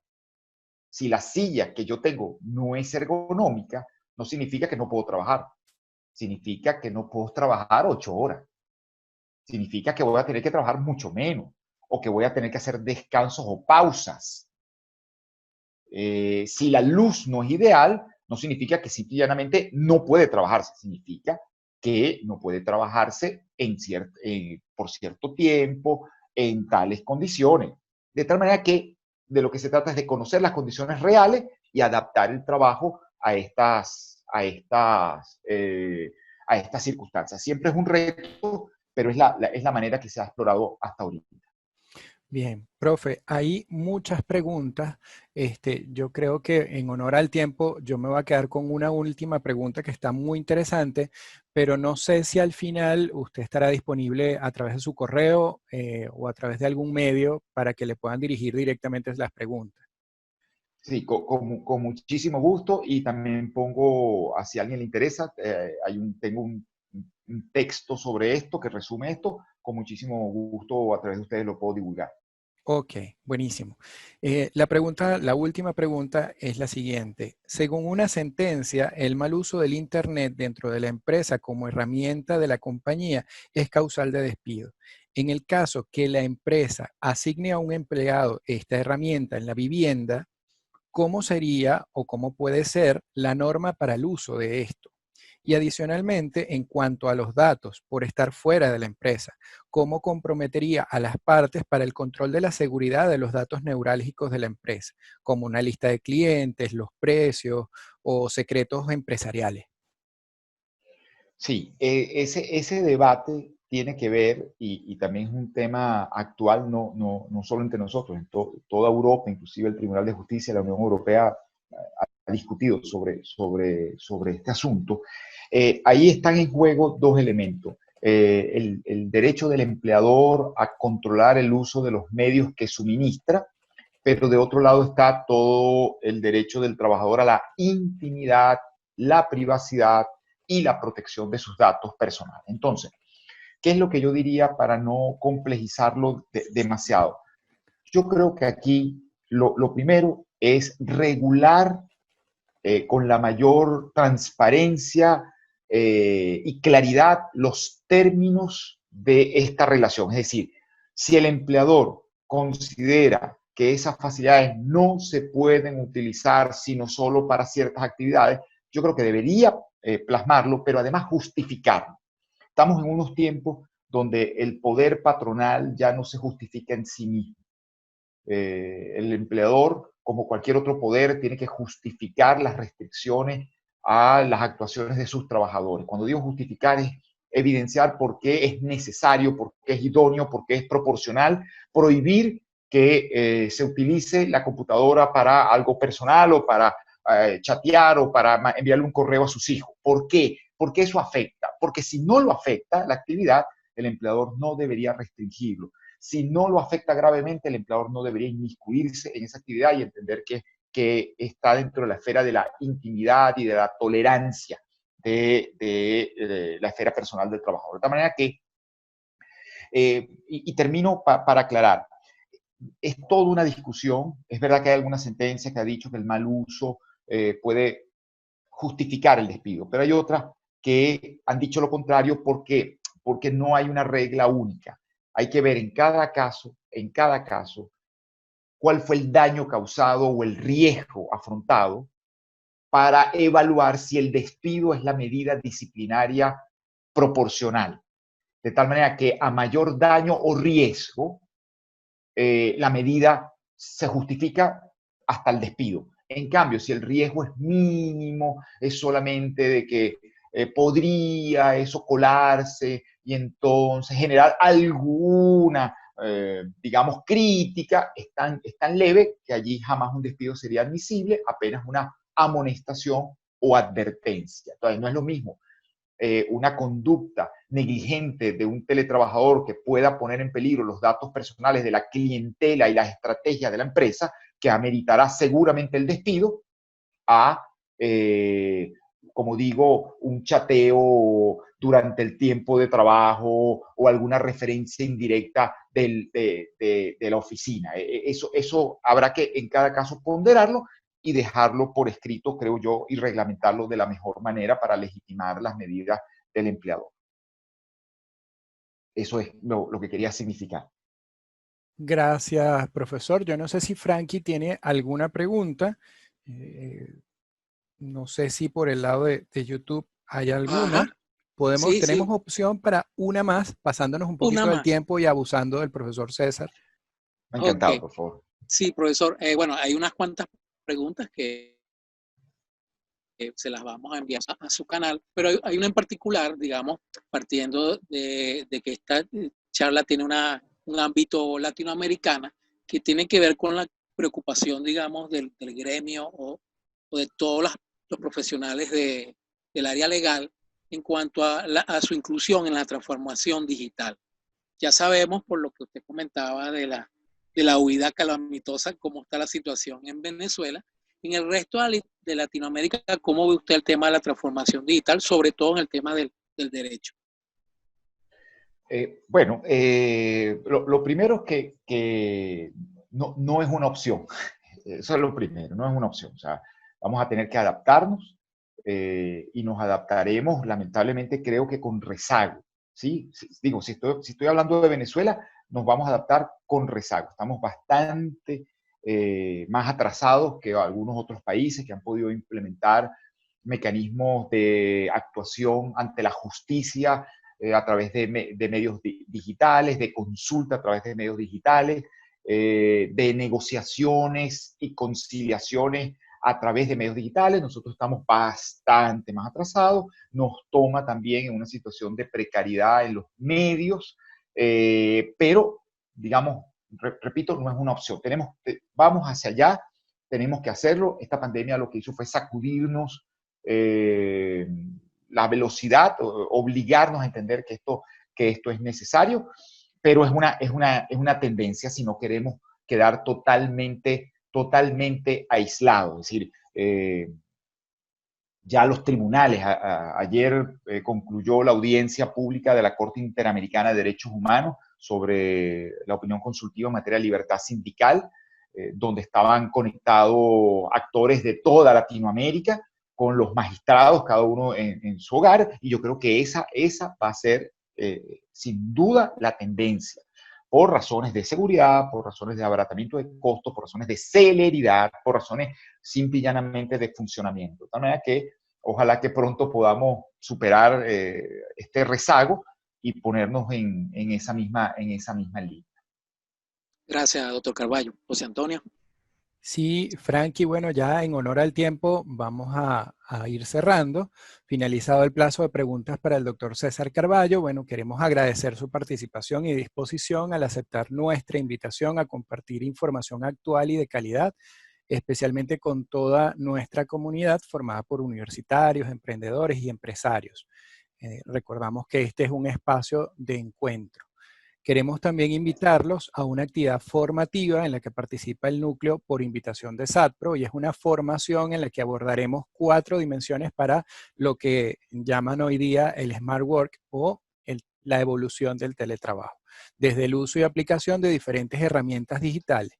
Si tú quieres estar pendiente de esta información, pues ve directo a las redes sociales del núcleo, en Instagram, @núcleoeni, núcleo piso eni con doble i, y ahí vas a tener información sobre todas estas actividades que estamos realizando. Bien, así en nombre de Frankie y en nombre mío y en nombre del resto del equipo que no estuvo hoy, digamos, de cara a ustedes, sino que están siempre tras bastidores trabajando con nosotros, damos fin a nuestro conversatorio el día de hoy, agradeciendo su presencia y perfilando nuestro siguiente conversatorio que tendrá fecha a finales de agosto. Muchas gracias y hasta un nuevo encuentro. Les comparto ahora al final la foto final que tenemos del evento. Vamos a ver si la logré grabar. Es esta. Entonces, muchas gracias y muchas gracias a todos por sus felicitaciones. Gracias, profesor César. Gracias, Natalia. Gracias, Frankie. Será hasta un Gracias a siguiente ustedes. momento. Gracias a ustedes.